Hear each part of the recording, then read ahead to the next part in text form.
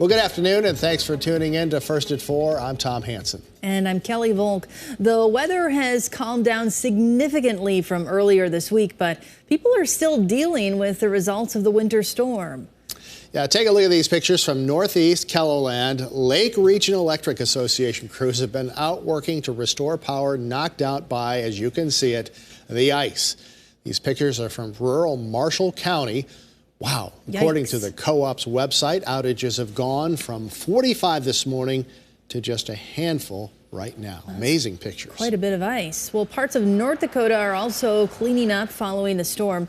West Fargo and other towns in the area saw a lot of broken branches. Cities are helping residents by collecting branches that are piled up on the curb.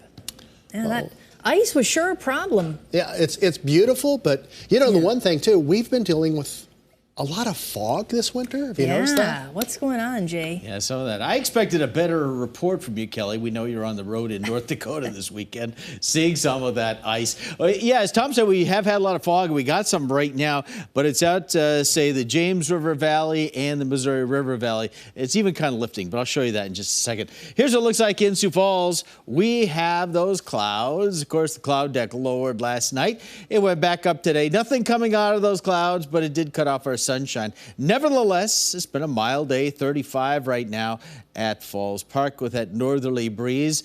Skies cleared out in northern South Dakota. Aberdeen right now, blue sky, 38 degrees, northwest breeze at 8. Now here's some of that fog that Tom was talking about. And actually, this has lifted a bit in the last few minutes, but right on the edge of that fog, the Capitol is right on the other side of it, and you can't see it from our live cam. So clearly there is some decent fog right there caused by the river valley. So Pierre has fog at 30. We have fog in Mitchell. We have fog reported in Chamberlain right now. And Rapid City, another sunny day there. No winds. 40 degrees. As far as the temperatures around the region are concerned, you see all those temperatures, they are all above normal for this time of year. Normal high in Sioux Falls is 28, and right now we are at 35. Look at northwestern South Dakota, Buffalo at 50 degrees. Well, we are going to be bringing in, we'll have a northwest breeze during the day tomorrow, so we're going to bring some of that warmth across the area. And we're going to have some sunshine too, so we're going to warm things up. Overnight tonight, thanks to the clouds, it'll be decreasing in Sioux Falls. We'll have a low by morning at 22.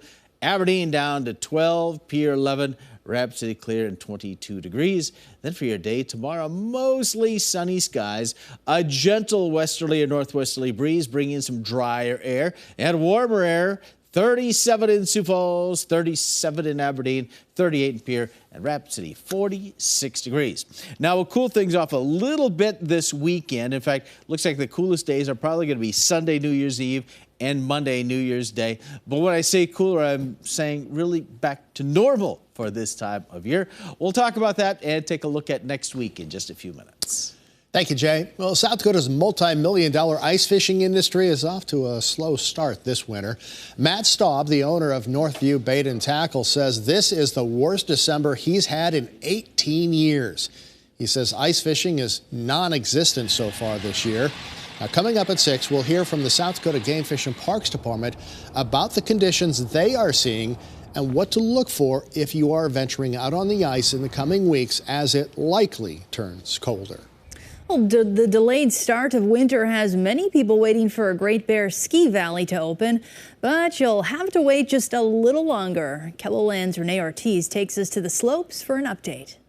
Well, I'm here at Great Bear Ski Valley. This time last year, these slopes were filled with skiers and snowboarders, but because of the unusually warm winter season we've had so far, Dan Greider with Great Bear says they are having their latest opening yet. We had hoped to get open initially on December 21st, then we backed it up to January 1st. Now it's a tentative date for January 5th. So yeah, a little disappointing for everybody, but you know, we can only deal with Mother Nature, and we're just waiting on some cold weather.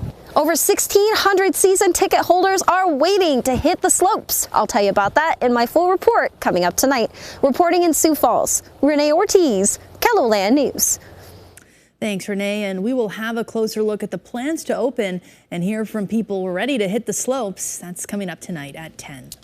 Well, the countdown to the U.S. Olympic trials is on. Top gymnasts from around the world are preparing to compete in the Twin Cities in just a few short months. Barrett Leone went to the Mall of America to talk with local athletes. The excitement? I don't have words. It's gonna be amazing. I can't wait. I think to have the Olympic trials here is huge. Is palpable. The state of Minnesota is just so incredible for the sport of gymnastics. In just over 6 short months, the best of the best will be here in Minnesota, competing for the chance at gold. We've really become a hotbed for gymnastics, so it seems like the right year for us to be hosting it, and we are so excited. People in the know in gymnastics have said that the trials could be more competitive than even in some ways the Olympics. To kick off the sports season and amp up the build towards trials, 5 local teams showcased their skills at the Mall of America Wednesday. But little did they know, and decorated Olympian was greeted by an enthusiastic crowd. She's crazy. She's a beast. SUNY's presence adding to the already bubbling anticipation. The city's going to feel it, the state's going to feel it. And maybe even inspiring. There's a reason gymnastics is the most watched sport at the Olympics. Some future Olympians. She is so humble and so gracious and so easygoing, you know, when people ask for pictures, and she is so impressive. In Bloomington, Barrett Leone, WCCO News. Minnesota Sports and Events says tickets for the trials in June are already 85% sold.